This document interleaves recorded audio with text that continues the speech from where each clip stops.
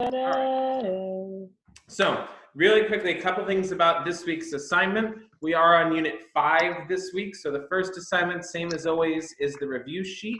Again, I highly recommend, if you can, that you continue to print those out when you finish with them.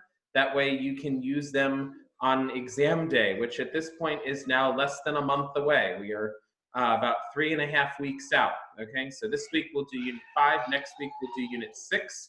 And then that last week before the exam that we have, and that couple of days before, we'll talk about specifically how to write a DBQ in 45 minutes or less.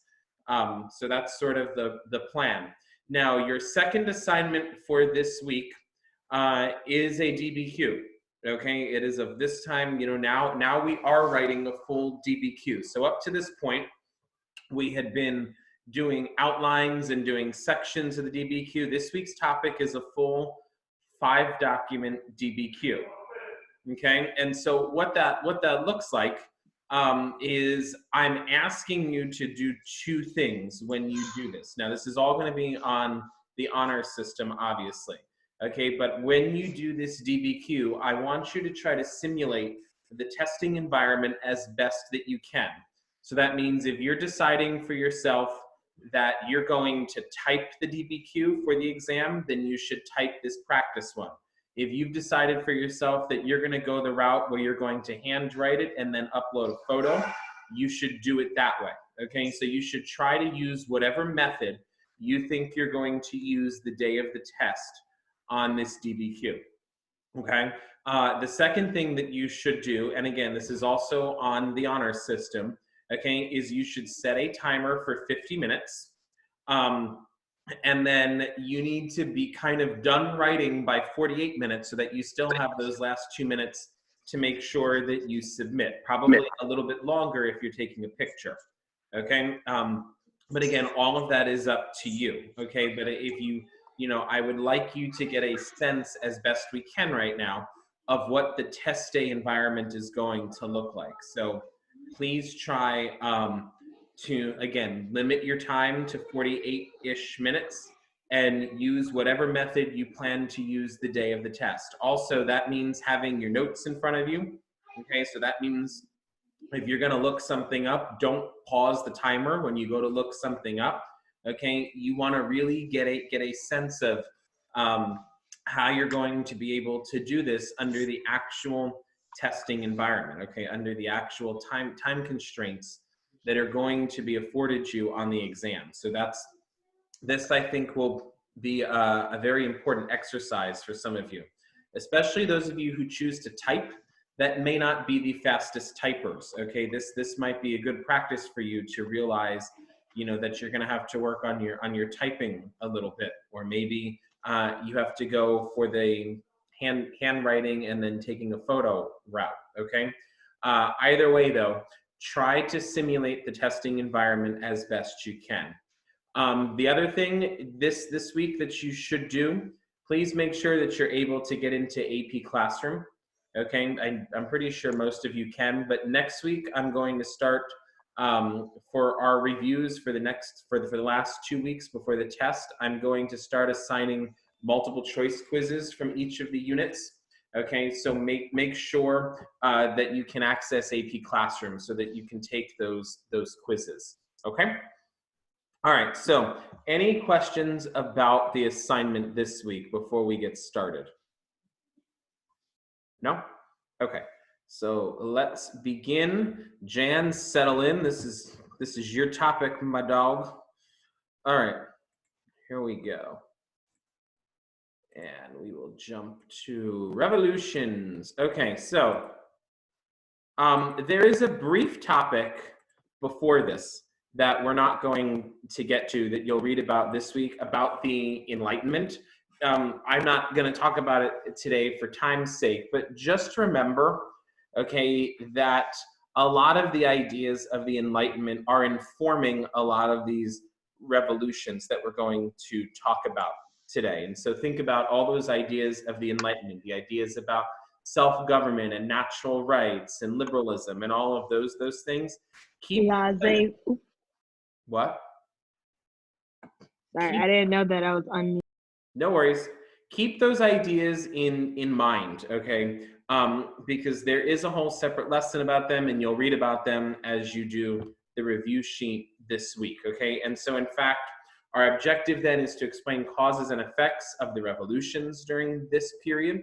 We're gonna focus on 4 of them today: the American, the French, the Haitian, and then collectively all of the Latin American revolutions. So those are the ones that we're going to talk about today, okay? Now, a big development that's gonna happen during this time period that is really going to help inform all of these revolutions, okay? And this is, again, an idea that comes out of the Enlightenment, is that people begin to develop a sense of commonality based on where they live. So what does that mean? It means that the people that live in France begin to think of themselves as being distinctly French, and that being French has a distinct culture, okay? The people that live in the United States no longer think of themselves as British. They begin to think of themselves as being distinctly American, okay? And so there is this sort of unification behind this commonality, okay? And that's a very important shift. Remember that during the Middle Ages and even the period after the Middle Ages, Europeans were very loyal to specific kings or specific lords as opposed to being loyal to an empire or being loyal to a country. So this move towards nationalism is a big shift, okay? As well as move towards, and I've mentioned this already, moving away from absolutist monarchy, right? And moving towards more ideas about self-government and about democracy. Okay, and then we know that the ideas of the Enlightenment, which again you'll read more about this week, but we know that the ideas of the Enlightenment are sprinkled throughout all of this. Okay, you can read the Declaration of Independence and you can see ideas of the Enlightenment. Okay, you can read the Declaration of the Rights of Man and see Enlightenment ideas. Okay, or Simone Bolivar's letter. Like, so this is not something that just pops up out of nowhere. It is important to understand that the ideas of the Enlightenment play into all of this. Now, just a quick look at this map, just as a quick refresher for us. This map gives us an idea of where the revolutions took place, okay? Notice that they're scattered all throughout the Western Hemisphere, and this is a very important point as well that students often forget about or confuse, okay? They think that the only revolution that took place was the American Revolution. That was one of many, okay? And so you can look at this map and you can see in this period from 1750 to 1900 how many revolutions there were. And so the American one, the one that we typically know the most about, the American Revolution was one of only many, okay? You know, we tend to know a decent amount about the French Revolution as well, okay? We're going to talk about Haiti today, okay? But then look, there was a whole series of rebellions in South America. We know about the Mexican Revolution. So these were all taking place during this very tumultuous period, okay? And in fact, here's just a quick little timeline for you, okay, that gives you an idea of some of the revolutions that take place in this Atlantic region. So you can see the American Revolution comes first, then we get to France, then we get to Haiti, okay, and then ultimately moving into South America after that, okay? If we think about them all collectively, okay, so thinking about all of the Atlantic revolutions, some things that they share in common. One is that they all have common sets of ideas, as you'll see over the next few minutes, okay? Another one is that this whole Atlantic region is a region that was ripe for different cultures to be coming together, and that's because of trade. Okay, so you could argue very, very effectively, I think, that trade, you know, certainly plays a major role here. Okay, we've already talked about how they were all derived from ideas of the Enlightenment. Okay, another big commonality is that printing makes spreading these ideas very, very possible and very, very easy. Okay, for the first time now we're seeing daily newspapers, okay? So printing has really taken off to the point that these papers are being printed every day. There's a lot of books are widely available, and so most people are reading them. Remember, this is post-Renaissance, which means everybody's a lot more educated, okay? And then there is the belief, and again, this comes out of the Enlightenment, that political and social arrangements, okay, could be improved by our actions. This is a very progressive idea for the time, that people's behavior could improve their standing and their status, okay? And along with that comes the idea that traditional government, in this case, absolutist monarchies, okay, is maybe not the best way to go, that maybe people want to have a little more freedom, okay, that maybe people believe that just because someone is a king doesn't make them any higher up or better than they are. And so those ideas, you know, things like divine right of kings, okay, those ideas begin to come under attack. These are all things that all the revolutions kind of share in common with each other. And so now we'll jump right into the American Revolution, okay? This one I'm going to try to go pretty quickly through because, again, I think it's the one that we know the most about, okay? We know that it was launched in 1776 with the signing of the Declaration of Independence on July 4th. Although if you want to get technical, the Declaration of Independence was actually signed on July 2nd, but it was not proclaimed until the 4th. We also know that another result of this revolution is that beginning in 1787, a constitution is written, which would govern the entire United States, the new nation. Okay, and that new nation is joined together from 13 separate colonies at the time. They were all British colonies, but they were 13 separate British colonies, okay? Here's a key difference about the American Revolution, and there's a reason I put this in bold, okay?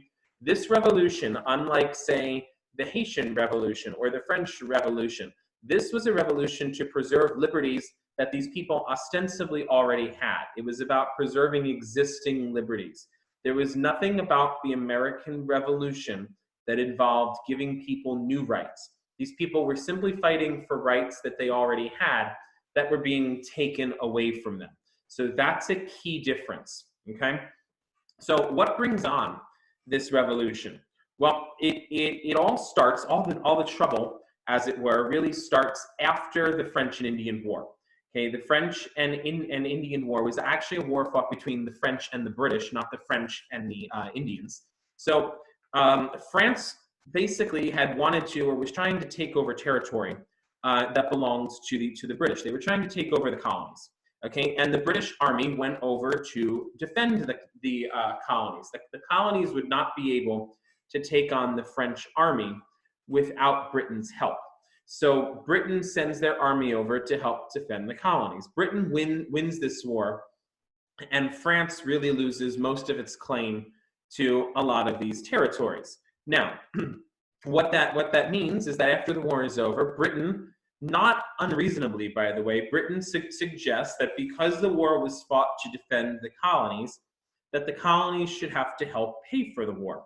Okay, and that in and of itself was not an unreasonable request, by the way. And however, the colonies don't like this much. Okay, they believed that being forced to help pay for this war vis-a-vis taxes is unfair. Okay, that they don't have any representation in the British Parliament, and that therefore what the British government is doing is very illegal. So they don't like this much. Okay. And they ultimately get pushed by 1775. They ultimately get pushed far enough that they go to war with the British. Okay, the colonies we know do ultimately prevail, obviously, because we are American, we're not British, so the colonies won. Spoiler. And the kind of sort of irony of all of this is that one of the main reasons that the colonies win the war is because the French came to help them. The very group of people that they just fought a war the decade before against, the French come over to help them, mainly because the French despised the British, okay? Another factor that kind of leads to this war, okay, is that during the 17th and 18th centuries, the British Empire mostly ignored their colonies in North America. And this is a period of time of what we call salutary neglect. That's a term that if you haven't heard it yet, you'll learn about it extensively next year when you get to AP US. But basically, the British colonies don't spend a lot of time worrying, or rather, the British government doesn't spend a lot of time worrying about its American colonies. And essentially, the colonies already have a lot of self-government, okay, or at least something very, very close to it.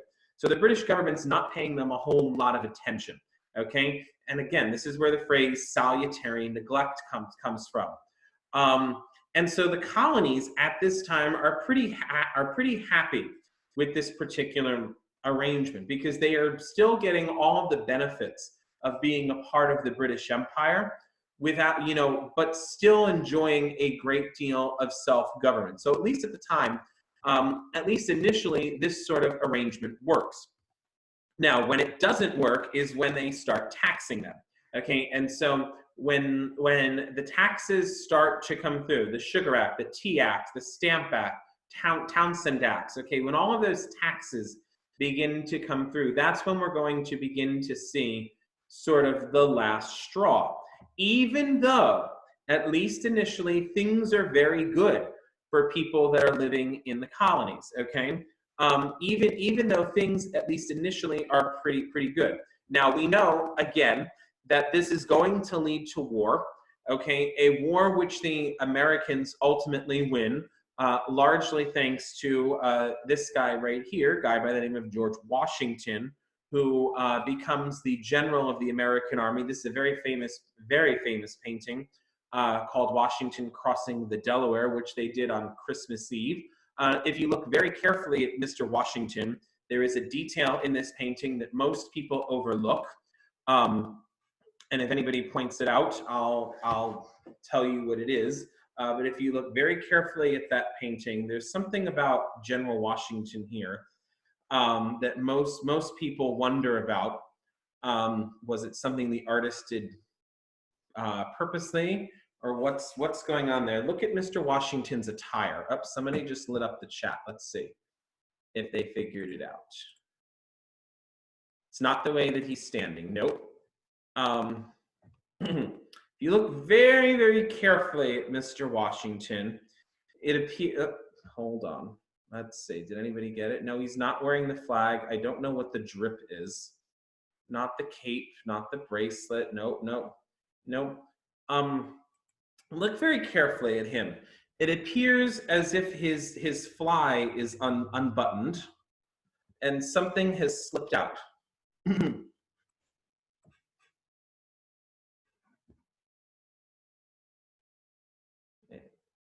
Oh, Jan just figured it out. It's not appropriate. No, but I figured I would point it out to you, okay? So there you go, okay? It was a chilly night too. Remember, you can see it's frozen. The water is frozen. It's icy. It was a bit of a chilly night, but yeah, it's just one of those interesting. No, it's not. No. Oh no, Desiree. It's not his hand. No, sweetheart. Right there. Appears as if his fly has popped open. So it's just one of those interesting details about this painting that everybody. Once you see it, you can't unsee it. We'll just leave it. Yes, exactly. Mika's 100% right. Once you see it, you can't unsee it. There it is. Okay, so every time you go into a government building or go to a museum and you see this painting prominently displayed up on the wall, I guarantee you, now that this has been pointed out to you, this is going to be the first thing that you're going to notice whenever you go to look at this painting. All right, so let's go ahead and move on before we spend this entire lesson talking about Mr. Washington's unbuttoned pants. And we'll go ahead and move on. So after the war is over, okay? After the war is over, that the Americans win, okay? At least initially, things are not too bad, as I mentioned, okay? All things considered, it could have been worse, okay? And so it's not as bad after the war as things could have been. Now, was there still a very distinct class system? Absolutely, okay? However, there was still lots of land available for people that wanted it, okay? Now, the flip side of that is that land happens to be available because they've kicked off the Native Americans, okay? But nevertheless, there was still land available for people that wanted it, okay? Not only was there lots of land available, but there was not a king, there was no nobility, okay, which meant that there was no, just handing land on to different generations. If you had the money, you could afford to purchase yourself land, and most people did. They would either use savings or use money that they had or save money to purchase land, okay? In most of the colonies, there was a single established church. It was still the Church of England, although obviously they didn't call themselves that anymore. They now called themselves Anglicans. Okay, there are a few exceptions to that, one of which would be in Pennsylvania, which is where all the Quakers went, and then in Maryland, which is where all the Catholics went. Otherwise, religion was pretty much centered on the Anglican Church, okay? There were no distinctions between the aristocracy of the clergy and the commoners, right? Everybody was considered equal, okay? Any man that was free had the same status before the law, okay? Obviously, freed slaves were treated differently, and white women were also treated differently. So if you were a free white male, regardless of how much money you had, you were considered equal in the eyes of the law, okay? There was certainly a lot less poverty over here than there was within Europe at the time. So all things considered, things in the early history of the United States, okay, were not that bad as a result of the war, okay? Now, let's move on and let's move across the pond. Let's go to France now and talk about the French Revolution. Okay, if you take a look at this timeline, and I can actually promise you for the French Revolution, there is not a painting nearly as exciting as the one that we looked at earlier. So this lesson has probably peaked already, and we're only halfway through. This map, or rather this timeline, gives you an idea of the events of the French Revolution. And what I want to point out to you, okay, is that the main revolution is going to occur in this decade here, between 1789 and 1799. Okay, but then you can see that there are a couple of smaller revolutions that take place afterwards, okay? If you are familiar with Les Miserables, okay, Les Miserables is all about this revolution that takes place here in 1830. It's not the French Revolution. So there are several different revolutions, okay? For our purposes, though, we're going to focus on this first decade here and then wrap it up talking about Napoleon, okay? So the French Revolution kind of gets its start, or owes its start, to the American Revolution. Why is that? Well, because remember, I told you the French went to America to help the colonists fight against the British, okay? They came back from helping the Americans, and they're full of all this enthusiasm. You know, they're like, yes, freedom, liberty, we should have that here, okay? So they're essentially, you know, coming back with this revolutionary fervor, thinking that they can replicate what they just helped America do in France. Okay, and part of the reason that they're so wound up about this is because France is also bankrupt, okay? France lost a lot of money fighting against the British too. So the French treasury is pretty much bankrupt, okay? And the French king at the time, Louis XVI, he realizes that he's going to need to reform the tax structure in order to refill the French treasury. So Louis XVI has to come up with a new system of taxation, okay? Now, the way France is kind of organized at the time is that there are 3 different estates, or 3 different social groups. At the very top, you've got the clergy. Underneath them, you've got the nobility. And then on the bottom, you have the commoners. 98% of the population fell into that bottom group, the commoners. And this is a very important point too. The commoners were not just peasants. They were not just poor people. You could be very wealthy and still be a member of the third estate, okay? Because to get into the second estate, you had to be considered a member of the nobility. And obviously to get into the clergy, you had to devote your life to the church, okay? And so again, if you look at this inverted pyramid, the vast majority of the population fell into the third estate. Notice that you could be a lawyer and be in this estate. You could be a merchant, okay? So you could be very wealthy and be a member of the third estate, okay? And then notice how many people that was. This is 27 million people, whereas the nobility is anywhere from 120,000 to 350,000. So not even 500,000 people in that group. The clergy, an even smaller number, about 130,000 people, okay? And here's what really angered people, okay, is this. 98% of the population fell into the third estate.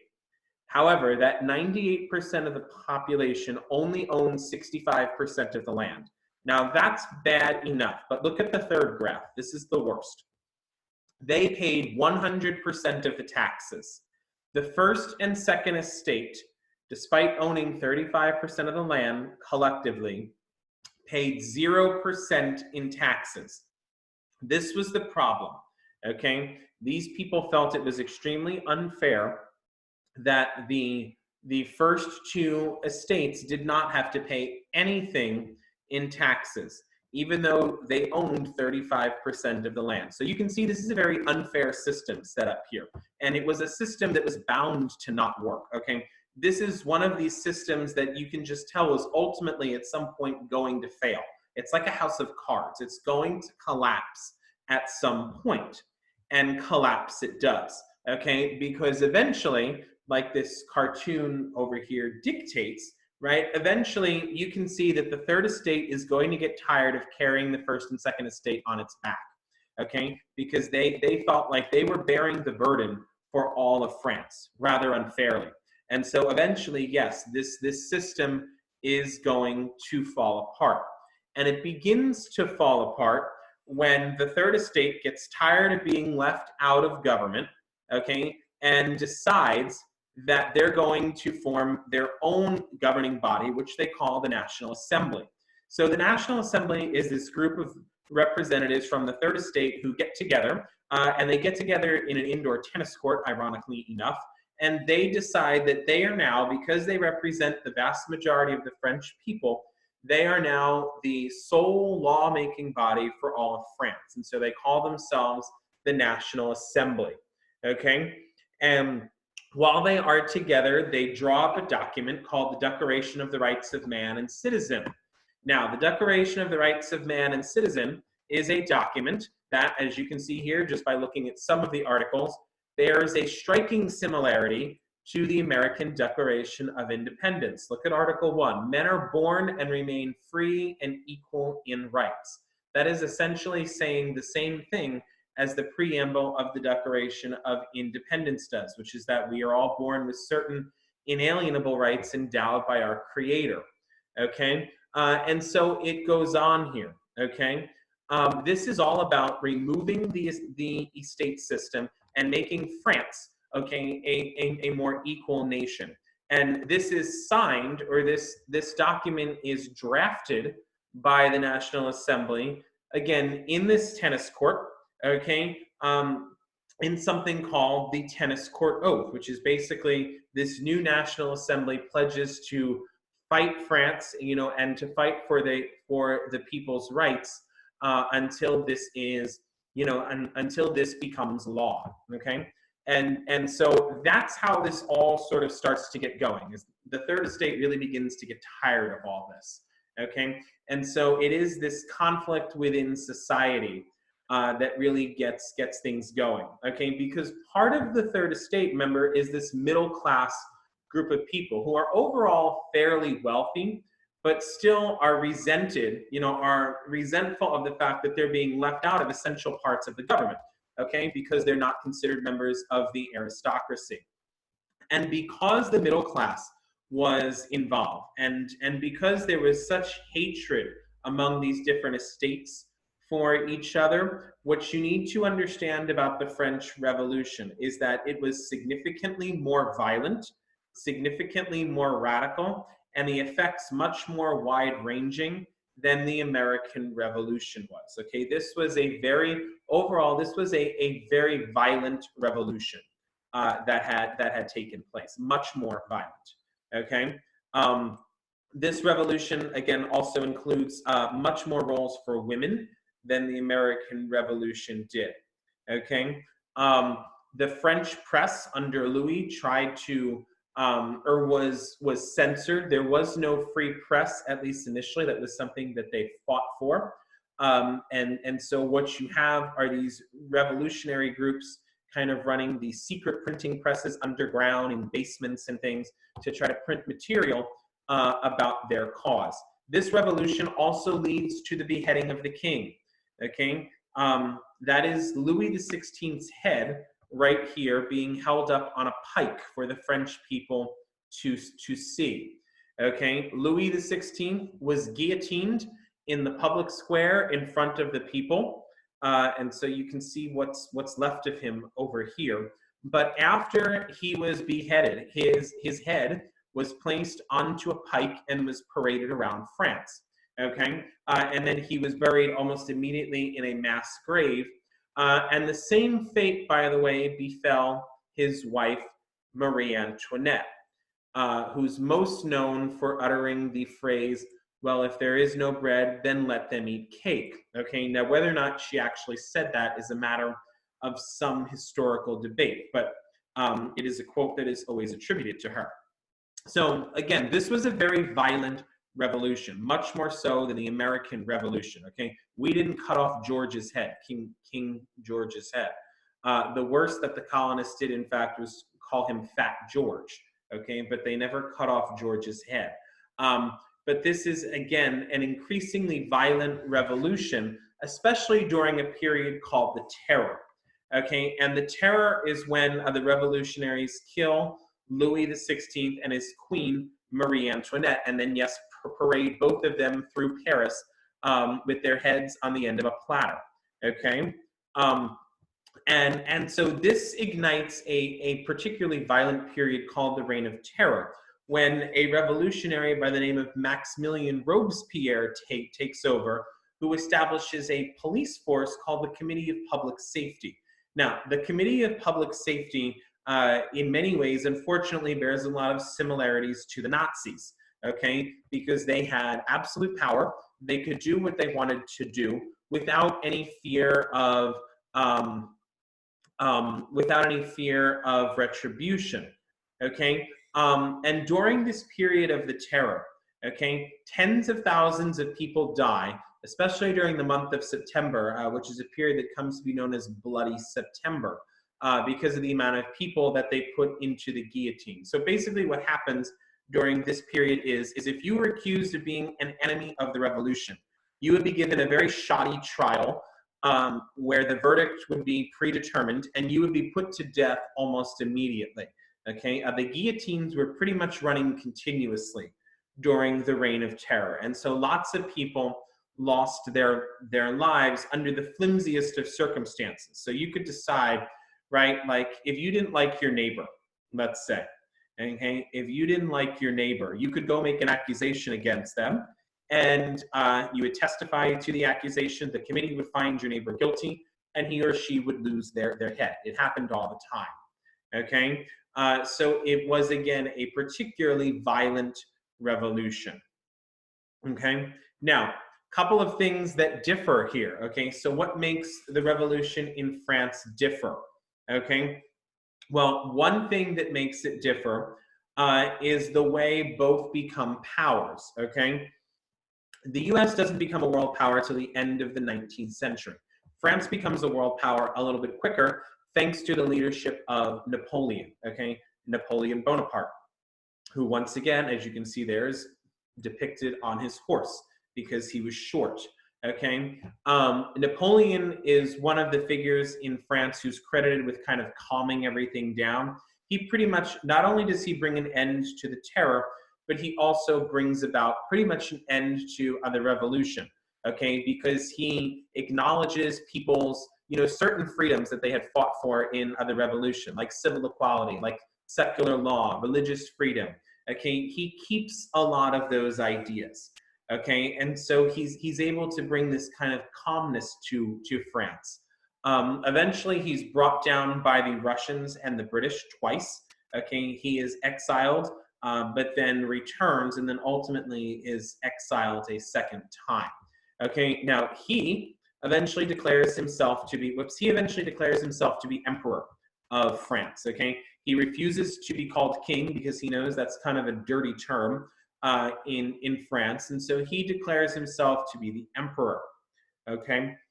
Essentially, he has all the powers that the king had. And so one of the effects of the revolution ultimately is that France becomes so tired of the violence that had happened during the Terror that the French people were willing to give up a lot of the freedoms that they had fought for in order for there to be safety and stability again. And so France at the end of the revolution looks remarkably similar to France at the beginning. Yes, there were some key changes, but a lot of the things that they'd fought for and at least temporarily achieved, they end up not keeping in the name of the security that Napoleon brings to them. Okay, and so you can see the different phases here of the revolution ending with Napoleon. Okay, I'm not going to read that all off to you, but that kind of gives you an idea of what the progression would have been like in France. And so we start with this very moderate phrase. This middle phrase here, or this middle phase here in red, this is the Terror. And then we gradually move towards more stability. Okay. All right, so now let's head south and let's talk about the Haitian Revolution for a bit, okay? Now, the Haitian Revolution is going to take place, just to situate ourselves, on the island of Hispaniola. Hispaniola still very much exists today, by the way, okay? Today, it is the name of the island that is shared by two different nations. The western half of the island is occupied by the nation of Haiti, and the eastern half of the island is occupied by the Dominican Republic, okay?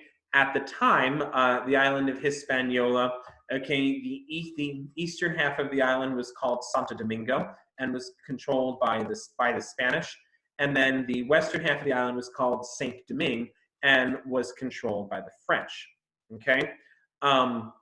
This particular revolution, as you can see, okay, comes a little bit after the French Revolution starts, and so it kind of, you know, kicks up.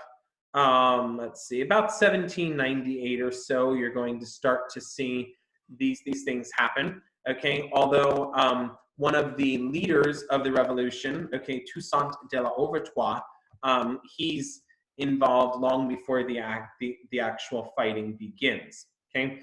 In the same way that the American Revolution had an effect on the French Revolution, the French Revolution has a great effect on the Haitian Revolution, which at the time was called Saint-Domingue, okay? This particular colony, Haiti, or Saint-Domingue, was the richest colony in the world at the time, okay? At the time, half of the world's coffee and 40% of the world's sugar were produced here. This particular colony was making France obviously very, very wealthy and was an important supply chain for the world's sugar and coffee. Now, as you could imagine, the labor force was made up almost entirely of slave labor, okay? These were slaves that were imported from Africa and brought to the island, okay? And you have a mix of people living on the island. You have a third of the people who are the very well-to-do, very wealthy white Frenchmen. Okay, you have a third of the people who are free people of color. Okay, so these are former slaves that have earned their freedom, and then obviously a third of the population was made up of slaves. Okay, now the plantation owners eventually learn about what has happened in the revolution. They desperately want to keep that information from their slaves. They don't want the slaves hearing about what is going on, okay, because they don't want them to get any kind of ideas, okay? And this is especially true because in terms of the working conditions, things couldn't really get any worse. Haiti was probably the worst place in the world to be sent if you were a slave. Not that any place was good, okay, but this was worse than any others. The slaves died at a rate of around 50%, mostly from overwork, okay? They were routinely tortured, okay, if they resisted. And because most of the slaves that were brought here didn't live very, very long, the ones that did still had memories of their lives in Africa, okay? They still had these memories of what it was like to be free living in Africa. And so this makes things, you know, increasingly difficult, as well as the fact that, as you can see, there was a very rigid, very structured social pyramid. So at the top, okay, obviously you have the rich white landowners called the Grand Blancs, okay. You had the second group underneath them who were also white Frenchmen, okay, but they did not own land. So this was the non-land-owning white people who were fighting for citizenship for all of the white people. Underneath them, you had the free people of color who wanted equality for everyone, regardless of their race. And then at the very bottom, obviously, were the slaves who just wanted their freedom and equality. So this is kind of the system that is set up in Saint-Domingue, okay? And so what that means is that the revolution meant different things to different people, okay? If you were a rich white landowner, you wanted freedom from the French government. You wanted to have autonomy, okay? You basically wanted the French government to mind its own business. If you were a petit blanc, which remember is a non-landowning white person, you wanted equality for all whites, okay? Both of these groups didn't want the free people of color to have any sort of rights, okay? So they were both in agreement on that particular point, okay? Now, how does the fighting get started, okay? Well, it all begins in 1791 when there is a rumor that makes its way to Haiti that the French king had declared an end to all slavery. That turned out to be a false rumor, okay, but it nevertheless spread like wildfire. And so this riles up the slave population to the point where they begin to burn as many as 1,000 different plantations and start killing, you know, any and all of the whites that they encounter. And they are led by a former slave named Toussaint de l'Ouverture, okay, and he basically, okay, overcomes strong resistance from the French and specifically from Napoleon, and he's able to establish Haiti as an independent nation that is now going to be run by these former slaves. So against all odds, the slaves, okay, are able to take control of the island. And then what you end up happening is, or see happening is they begin killing, okay, many of their former masters and their former owners. And so this picture here, or this painting rather, depicts that, right? This is sort of a reversal, okay? Because typically you would see the white people hanging the black slaves, okay? This is just the opposite now. The power has shifted away from these French generals to the former black slaves who are now in the position of power, and so they are the ones doing the hanging, okay, as opposed to being hanged, okay? So that is a distinct shift as well, okay? Now, this all happens because the slaves outnumbered the whites on a scale of 10 to 1, okay? There were a whole lot more slaves in this region, in this island, on this island, than there were French people. So that is a really important distinction too, okay? This also allowed them to keep some of their customs, okay? Voodoo being one of them, okay? And what this does, especially voodoo, is it gives them something to hold, you know, to hold close to, something to express themselves against their oppressors, okay? It's something that brings them together, okay? Because it's their sort of traditional faith or traditional belief system, okay? Overtoire becomes, as I said, a very important figure here, okay?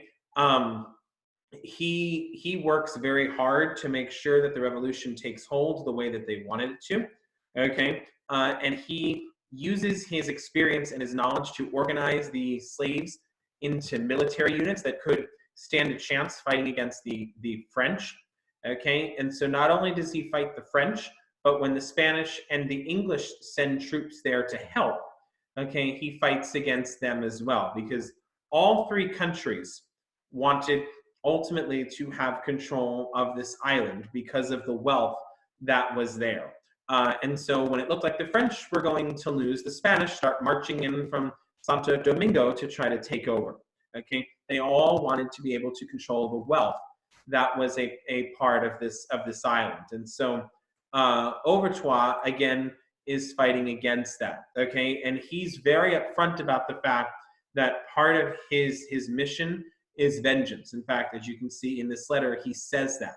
Okay, and that he wants to bring equality and liberty. Okay, and there it is again, ideas about equality and liberty. So there is your Enlightenment piece coming in there. Okay, that these are things that he wanted to do. Now, how did he manage to achieve that? A couple of different ways. Okay, when he wanted to fight the French, when he wanted to fight the French, he joins forces with the Spanish. Okay, and then is able to rise to a very high position within the Spanish army. Now, when France abolishes slavery, he then goes and he switches sides, and he then joins the French army. Okay, and he actually makes it up to general within the French army as he rules the colony. When the British show up, okay, he happily fights them, forces them to ultimately withdraw in what would later become a very bloody war. So what ends up happening to him? Okay, despite the fact that he liberates the entire island, okay, he does not get to live out his life peacefully, because eventually Napoleon shows up, okay, to try to recapture the island of Haiti. Now, Napoleon is unsuccessful. However, Overtois is captured, okay, and he does get sent to prison in France. Okay, so he is captured and doesn't ultimately get to see the fruits of his labor. Okay, there is another revolution that breaks out following Overtois' capture. Okay, which is extremely bloody and just a terrible fighting. We're talking about a massive loss of life on both sides, because the French are essentially cut off and are unable to get additional troops in. Haiti wins that war, okay? And so Haiti becomes independent in 1803. But remember, Overtois is already living out the rest of his life in a French prison. Okay, so he doesn't get to see any of the fruits of his labor. All right, and then last but not least, we'll finish up today with the Latin American revolutions, which again is a series of revolutions starting in the north with Mexico, all the way down into Argentina and Chile, down in South America. So this is a big series of different revolutions, okay? And this is all because the Creoles, okay, which remember are the native-born Spaniards that live in those colonies, okay, those Creoles were kind of annoyed about Spain's efforts to continue to exert their power and exert authority over them. Okay, Spain tries to pull a Great Britain there for a bit by subjecting them to heavy taxes and whatnot. Okay, and this really angers the Creoles population, who by this point has come to be in charge. The Peninsulares have all died off by now, and so now it is the Creoles who have come to be in charge, and they also are inspired by ideas of the Enlightenment, popular sovereignty, liberty, republican government, etc. Okay, so there it is again. And so, like I was saying, by this point, the Peninsulares have pretty much died off, and so now it is the Creoles that have taken charge. And remember that many of the Creoles begin to marry certain native groups, okay, because there weren't a lot of females that came over. Okay, and so that is where the mestizo population comes from, okay, as well as the mulatto population, okay? All right, so these revolutions occurred later, okay, so these are later on after the North American Revolution, so after the Haitian Revolution and after the American Revolution. And that is because the people that lived here did not have any tradition of self-government. So they were not really missing out on anything, at least initially. The society here was very much divided by class, as you saw, okay? And the white Spaniards were very much outnumbered by the other groups of people, be they Native Americans, be they Africans, or mixed race people. So the pure blood Spaniards were very much outnumbered here, okay? And then there also is a bit of instability that comes up because, once again, Napoleon showed up in Spain, okay? Napoleon tried to invade Spain and then later Portugal, which causes all kinds of problems for the monarchy, which leads to these colonies beginning to think about their own independence, okay? These revolutions last significantly longer than any of the other one. And again, this is because of the divides among race and class and religion. Okay, so these are going to last significantly longer. You are going to see much more involvement by the peasants, or with the peasants here, okay, and they're going to be led by a couple of very, very famous priests. Okay, one of them is, in fact, a hero in Mexico, Father Miguel Hidalgo. Okay, he is going to push a very radical social change policy in which he fights for the rights of the natives, okay, against the Spanish authority. And so he actually brings about the revolution by sort of continuing to fight for and wanting to fight for the rights of the former slaves and also the native peoples. And it does lead to a fairly bloody conflict within Mexico. Okay. Nevertheless, though, he again still is a very important figure in Mexican history, is bringing about Mexico's independence, because there is a story that is told about him where when he sees the Spanish army approaching, he goes to his church and he rings the bell of his church to gather everybody to fight against the Spanish army. Okay. Now, a couple of developments that all of this leads to. Okay, these revolutions, okay, lead to, again, calls for similar revolutions in other parts of the world. Okay, you start to see it happening in the Philippines. You later start to see it happening in New Zealand when the Maori people get tired of being manhandled by the British. You eventually see it happening in Puerto Rico. You see Germany and Italy no longer becoming these sort of independent states and becoming unified. Okay, and then you start to see it happen in the Balkans. Incidentally, these last two items here are the unification of Germany, Italy, and the nationalism in the Balkans is what's going to get the world eventually into World War I. Okay. All right, so let's go ahead and stop there. And I will take any questions that we have at this time. So are there any questions for me now? No? Okay. All right, then we'll go ahead and we'll end the call. Jan, I hope that this lesson lived up to your expectations, because I know you love other revolutions. So hopefully this met your standard, and hopefully you all learned something new about George. Oh, Mika, you had a question. Go ahead. I see it in the chat. What's your question? Unmute your mic. Oh, she's going to type it. Okay. Well, while she's typing it, hopefully you all learned something new about George Washington today and his crossing of the Delaware. And then I guess we'll just wait a moment here for Mika to type her question. Come on, Mika. All right, I'm just going to say it because that's just too much work. Okay, go ahead. Okay, so the French Revolution, you would say like that's different. Like one major difference from like the American Revolution and like the Haitian Revolution was that the conflict was in France, like it was in like its own country. Yes, that's certainly one of the things. Yes, absolutely. Okay. You know, another difference, obviously, is that the French Revolution was much bloodier and much more violent. Okay, and it involved the literal overthrow of a monarch. Okay, you know, who got his head lopped off. You know, but yeah, that's definitely one of the differences. Yes. Okay. Okay. Thank you. You're welcome. Any other questions? No? All right, everybody. Well, then have a great day.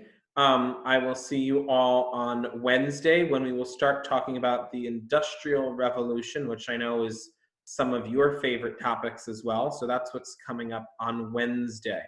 Okay, and yes, Mika always remembers, make sure you like, share, subscribe if you enjoyed this video, and we'll keep putting out some more content for you. All right, oh yes, and also I was told to say monde at the end. So there you go. All right. Have a great day, everybody. I will see you later. Yes, the road to a million starts now. Thank you, Jorge. Have a wonderful day. Take care, everybody. Bye.